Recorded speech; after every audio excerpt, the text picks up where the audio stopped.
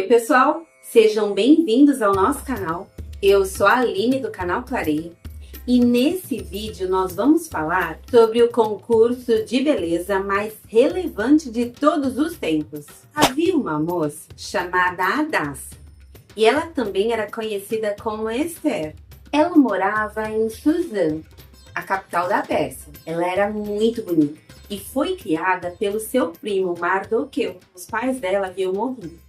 Esse Mardoqueu era judeu, da tribo de Benjamim, e ele havia sido levado para Jerusalém pelo rei Nabucodonosor, junto com o rei Joaquim de Judá. Tudo começa, então, durante o reinado do rei Xerxes, também conhecido como Assuero. Ele reinava sobre 127 províncias, num vasto império que ia desde a Índia até a Etiópia. E ele comandava todo o reino do seu palácio em Susa, a capital do reino. O rei Xerxes havia deposto a rainha Vasti, porque havia ocorrido um fato que tanto ele quanto seus conselheiros haviam considerado como uma afronta. Então, esses mesmos conselheiros sugeriram ao rei que fizesse uma espécie de concurso de beleza. Foram nomeados comissários em cada província do império para trazer as moças mais lindas para o harém do rei. E a moça que agradasse mais ao rei seria a rainha no lugar de Vasti. E o rei acaba concordando então com esse conselho. Então esse decreto é proclamado e as moças são trazidas para a capital. E elas ficam sob os cuidados de Etai, o oficial responsável pelo harém do rei. Então elas começam a receber um tratamento todo especial, um tratamento de beleza, sendo que a preparação consistia em 6 meses de tratamento com óleo de mirra e 6 meses com perfumes e cosméticos.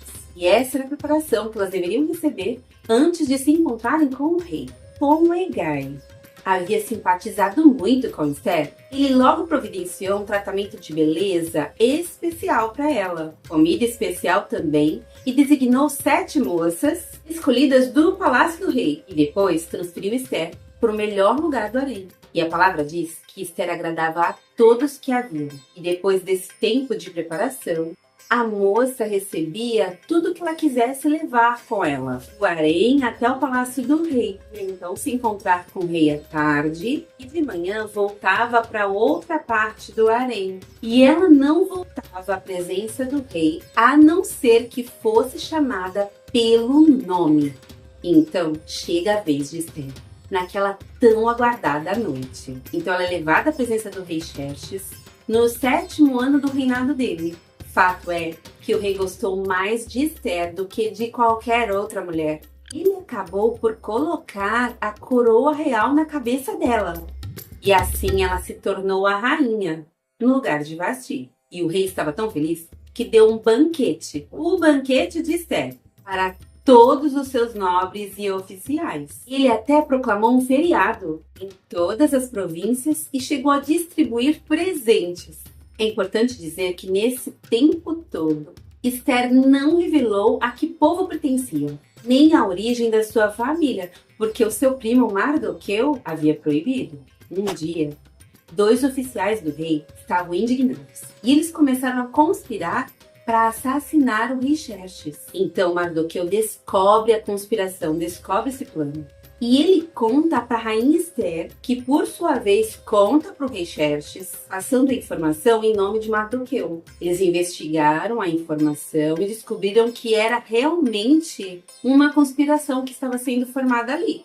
E os 2 funcionários acabaram sendo enforcados. Tudo isso foi escrito nos registros históricos na presença do rei. Passado um tempo, um homem chamado Amã foi promovido a uma posição muito elevada no reino, tanto que todos os oficiais do palácio se prostravam diante dele, conforme as ordens do rei. Porém, Mardoqueu, sendo judeu, não fazia isso. Isso incomodava profundamente Amã e os oficiais do palácio real também, que sempre perguntavam a Mardoqueu o motivo daquilo. Mas ele não dava muita atenção não, só dizia que era judeu. E Amã ficou muito irado, tão irado que resolveu eliminar Mardoqueu. E não só ele, mas todo o povo dele. E assim ele começou a arquitetar um plano para exterminar todos os judeus em todo o império. Para isso, eles lançaram o pur, ou seja, a sorte, na presença de Amã para escolherem uma data para executar o plano que eles tinham em mente. E foi sorteado o mês de Adar. Então, Amã disse para o rei que havia um certo povo, que era um povo disperso, e que o costume deles era diferente de todos os outros povos, que eles não obedeciam às leis. E ele pediu que fosse decretada a destruição desse povo. E Amã disse para o rei que estaria disposto a colocar do seu próprio bolso para executar esse plano. Ele disse que colocaria 350 toneladas de prata à disposição para que esse plano fosse executado. Então, diante disso, o rei Xerxes tira o seu anel selo do dedo, deu para Amã e diz para ele que ele pode fazer o que ele bem entendesse. E assim, os secretários do rei foram convocados. E Amã ordena que sejam escritas cartas em várias línguas, cartas aos sátrapas do rei, aos governadores das várias províncias e aos chefes de cada povo. Todas essas cartas foram escritas em nome do rei Xerxes e seladas com o anel dele. E nessas cartas estava contida a ordem de execução de todos os judeus, num único dia. E além disso, eles também tinham ordens de saquear os bens desse povo. Os mensageiros saem rápido para entregá-las. E, obviamente, esse decreto também foi publicado em Suzã, a capital do reino. E quando Mardoqueu descobre o que estava acontecendo, rasgou suas vestes, se vestiu de pano de saco em sinal de humilhação e sai pela cidade chorando amargamente. Em cada província onde chegou esse decreto, havia grande pranto, jejum, choro e lamento. Muitos se deitavam em pano de saco e cinzas, em sinal de profunda tristeza. E quando as criadas de Ester e os responsáveis do harém contaram sobre Mardoqueu, ela ficou muito aflita e mandou roupas para que ele vestisse e tirasse aqueles panos de saco, mas ele não quis aceitar. Então Ester convoca um dos oficiais do rei, um dos que foi designado para ajudá-la, e ela dá ordens para que ele descubra o que está acontecendo com Mardoqueu e por que ele estava agindo assim. Então Mardoqueu conta tudo para esse oficial e ele até dá uma cópia do decreto real que falava do extermínio para que esse Atá mostrasse a Ester. E ele disse para o oficial para insistir que ela fosse até a presença do rei, implorar por misericórdia e interceder em favor do seu povo. E esse oficial Atá então vai até Ester, conta tudo e ele retorna então para Mardoqueu para dar a resposta de Ester. E ela lembra então sobre uma lei que diz que qualquer homem ou mulher que se aproxime do rei no pátio interno sem ser chamado por ele, só não seria morta se o rei estendesse o seu cetro real para aquela pessoa e assim a vida dela seria poupada.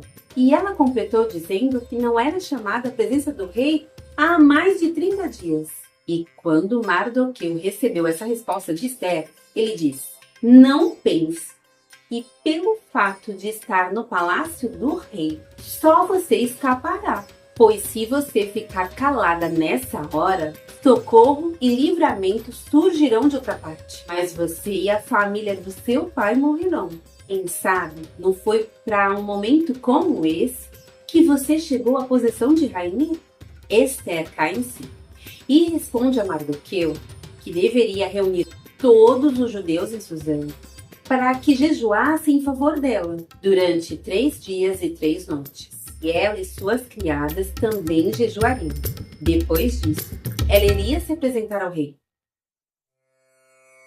Se eu tiver que morrer, morrerei.